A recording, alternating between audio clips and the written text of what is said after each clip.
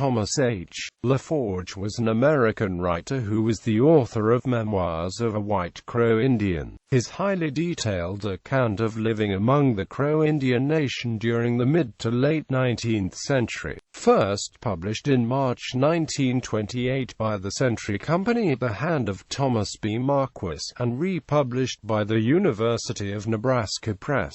Early years. Born in Portsmouth, Ohio, on July 9, 1850, he moved with his family to Missouri, then to Kansas, before they finally left in 1864 for Virginia City, Montana, in search of gold.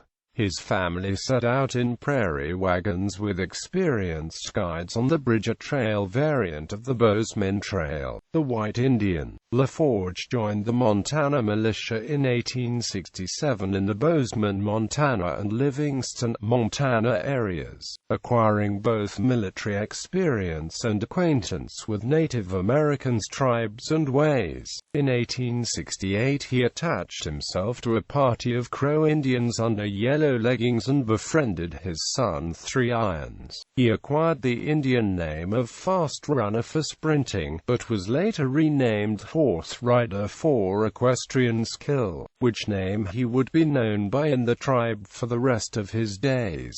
Yellow Leggings formally adopted him in a camp in the Livingston area. Occasionally visiting his parents, LaForge divided his time chiefly between the Crow camps and Fort Ellis, becoming a camp follower during hostilities with Indians and closely befriending the young Sioux French guide Mitch Boa. Boa also lived among and married into the Crow, and joining LaForge in numerous actions. LaForge associated himself with the Mountain Crow, as distinguished from the River Crow, who tended to live to the north of the Yellowstone River. LaForge became fluent in the Crow language and sympathetic to the people, marrying a girl named Cherry and taking up residence near Fort Parker. Though hired formally as a blacksmith, he served the fort as a scout and intermediary, and the tribe as scout and warrior. He was a financial intermediary for trade, a diplomat negotiating a treaty with the Shoshone, and served in other capacities.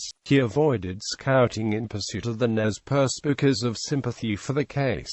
Though he did scout against the Bannock, he condemned the attacks on them during the surrender. He briefly married his wife's cousin on the cousin's request, though they separated due to white disdain for polygamy. On Cherry's death due to illness while she was away, he married Boa's widow Mary, in honor of a mutual pledge to look after each other's family. They would later divorce amicably when he decided to return to white society to seek a fortune in mining and timber ventures. LaForge married again, with children as in his earlier marriages, though after a few years he and this wife also parted when he decided to return to the simpler life of Crow society. Ironically, by this time it was beginning to fade through cultural assimilation. LaForge narrowly avoided death alongside Boa and the other Crow scouts at the Battle of the Little Big Horn due to an injury he sustained when a pronghorn calf spooked his horse. He served as the de facto leader and cultural intermediary for the original Crow Scouts and headed a second group into subsequent actions. He died in 1931.